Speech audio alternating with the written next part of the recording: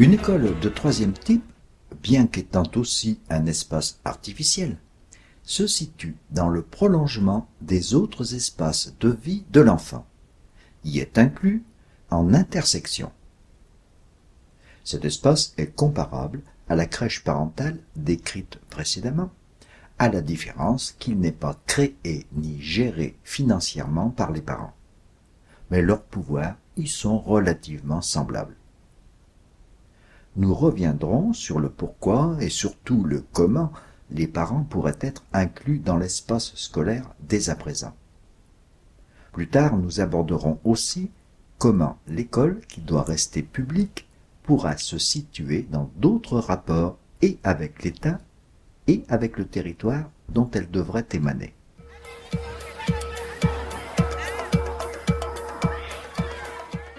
Nous cernerons aujourd'hui pourquoi une école du troisième type se situe sans rupture dans l'extension affective, cognitive et sociale des cercles de l'enfant.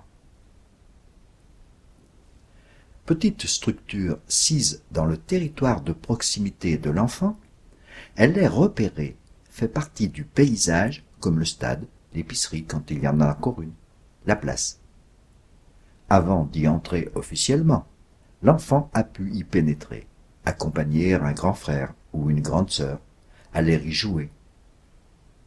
N'oublions pas qu'une école du troisième type sera toujours un lieu éducatif ouvert à son territoire de proximité.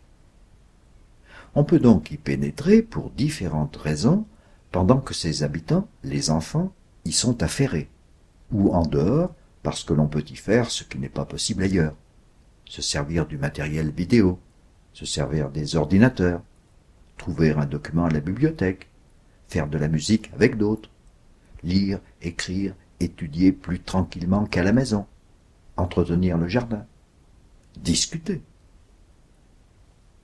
L'école est une sorte de carrefour dans le territoire. Elle fait partie du paysage et de la vie courante. C'est un lieu familier. De ce fait, déjà sécurisant.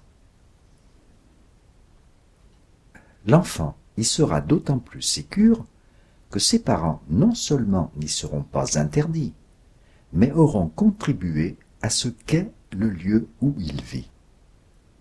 Cette contribution ne se faisant d'ailleurs pas en dehors de l'enfant.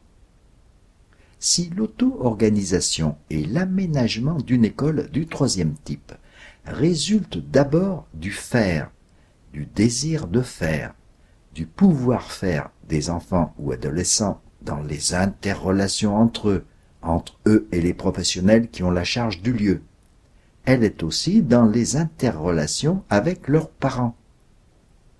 Ces interrelations à propos de l'école deviennent possibles lorsque celle-ci est l'affaire de tous.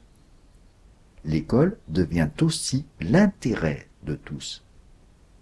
Combien de fois ai-je pu voir des parents s'investir parce que sollicités par leurs enfants? À l'école, on n'arrive pas à comprendre comment fonctionne le moteur de la mobilette. Ah, si vous voulez, je vous en amènerai une et je vous aiderai à la démonter. Et je vais même vous scier un moteur en deux pour que vous le voyiez. On comprend facilement qu'en intégrant ainsi le parent dans l'école, en tant que tel, c'est la relation parentale qui est maintenue, voire améliorée, parfois retrouvée. Et l'on constate toujours qu'il en résulte pour l'enfant un investissement et une audace plus forte dans tous ses apprentissages, une acceptation des nouvelles interdépendances dans lesquelles il se trouve et dont ne fait plus partie la famille. Les interdépendances changent, mais le lien affectif n'est pas coupé.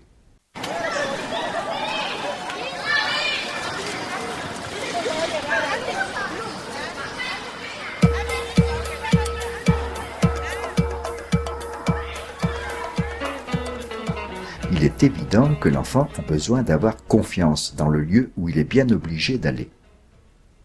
Souvent, cette confiance ne tient pas au lieu et à ce qu'on peut y faire, mais à la substitution affective du parent par celle d'un enseignant, quasiment de remplacement.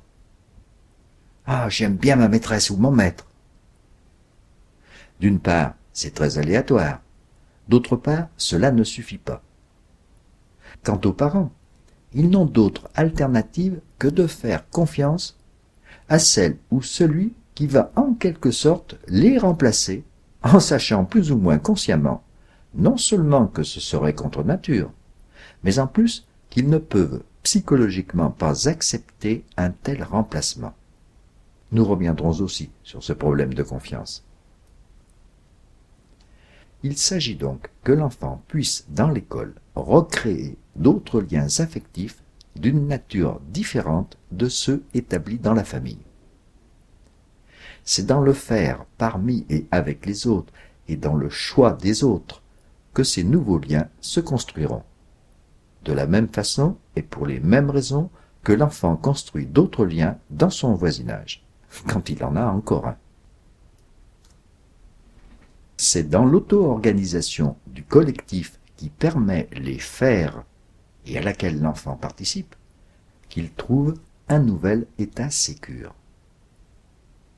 Dans une école du troisième type, les adultes professionnels ont une fonction essentielle: assurer la constitution et le maintien d'une entité vivante. Ils sont donc d'abord les garants du fonctionnement harmonieux de cette entité. Leur pouvoir est ainsi bien perçu par les enfants ou adolescents qui, au lieu d'avoir à s'y opposer ou à le contester, y ont recours. Le recours au pouvoir adulte y devient une nécessité naturelle. On notera que les adultes sont alors le plus souvent dans la position d'écoute plutôt que dans celle de se faire écouter. On a constaté que les enseignants avaient beaucoup moins de problèmes d'autorité dans les pédagogies modernes, et même plus du tout quand il s'agit d'une école du troisième type. Ce d'autant qu'alors leur pouvoir peut être facilement admis et reconnu par les parents qui ne se sentent pas spoliés de leurs pouvoirs affectifs parentaux.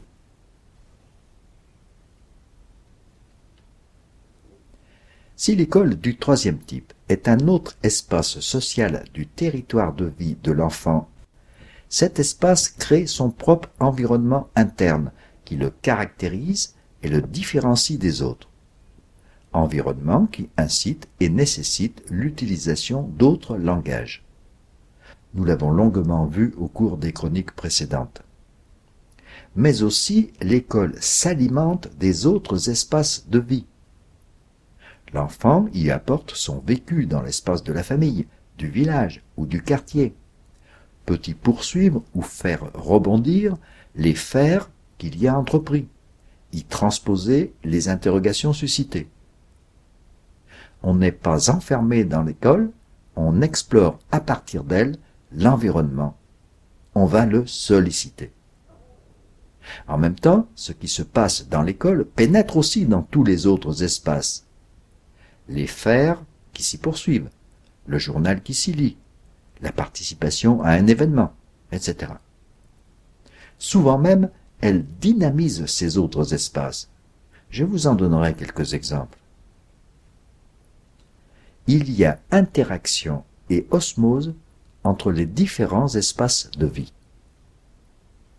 L'école est alors bien dans le prolongement des espaces de vie de l'enfant, se situe bien dans l'agrandissement de ces cercles d'appréhension et de compréhension permis par les langages, comme dans l'extension des cercles des relations sociales dues aux nouvelles interdépendances dans lesquelles l'enfant construit son autonomie.